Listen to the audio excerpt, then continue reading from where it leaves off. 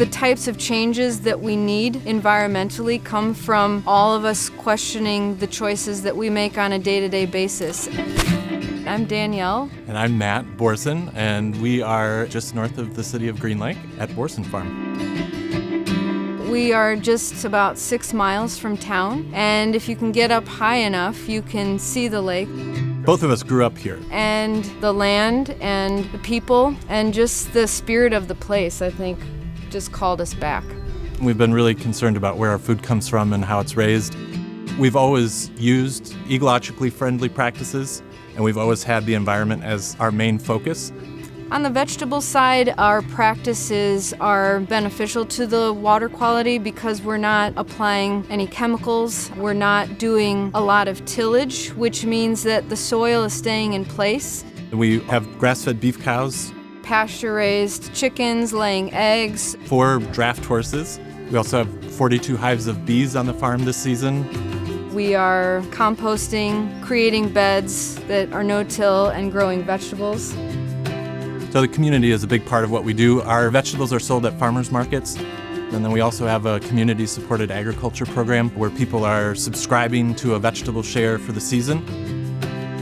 Well, we are in the pack shed, and this is the place where everything that comes off of the field gets washed, cooled, chilled, and packed for our CSA boxes or to go to the market. We grow about 1.5 acres of certified organic vegetables. So we're able to really pack a lot of food in and harvest a lot out of a very small, intensive space.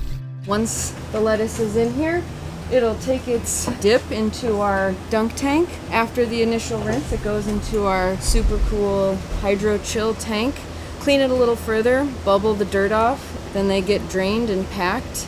These are getting packed up for the CSA. We have our members coming to pick up at the farm and at some local drop sites, and for those who selected beets, they're in for a good surprise.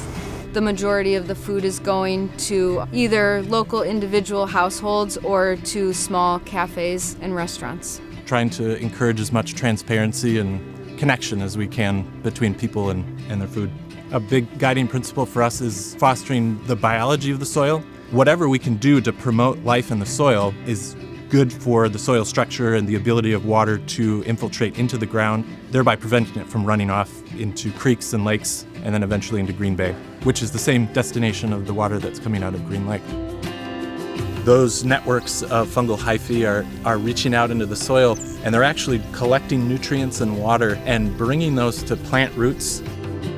Main strategy for us over the long term is incorporating perennial crops. By going apple, pear, plum, then there's more confusion for the pests. And if we lose all of our apples in 1 year, then we have the pears and the plums. So it spreads out our risk. In addition to what we do in the vegetable field, we also rotationally graze cattle. Our goal is to mimic the natural system that produced this deep, beautiful, rich soil. So our herd is primarily red Devon. We have these animals on pasture 365 days a year. Every 12 hours, the cows get moved to a new paddock. Here, we're bringing the cows to their food instead of bringing the food to the cows. And in the process, it eliminates the need for a lot of machinery. Then we want that grass actually just trampled down, which looks like waste, but that's the soil armor, the protection on the soil surface, which is preventing the soil from baking in the sun, from getting dislodged in big rainfalls. I'm a firm believer that if agriculture in the Green Lake watershed can move towards perennial and regenerative practices that keep the soil covered more of the year, I think our water quality will improve greatly. The research is very clear about where our soil practices are heading, where conventional agricultural practices are heading, and it's not a good place for future generations. The long-term impacts of soil loss means a reduced ability to produce food in a variable climate, requires more and more inputs to do the same thing. At the end of the day, that's our legacy, that's what we're leaving, and if we leave a degraded resource that is not viable for future generations, there will be nothing left for a 7th generation. Sell your rototiller. Stop spraying pesticides, herbicides, fungicides, insecticides. I am always wanting to encourage people to question their use of lawn chemicals and even mowing less, letting things grow and be. Diversity brings strength and health. then it's also producing a higher quality plant that's more resilient and resistant to big variations in weather and other stressors in the environment that are more and more common these days. When you taste the way it should be, there's no turning back. If people are willing to take the extra step to go to the farmer's market or join a CSA, it connects the eater to the food. It connects them to the land it was grown on.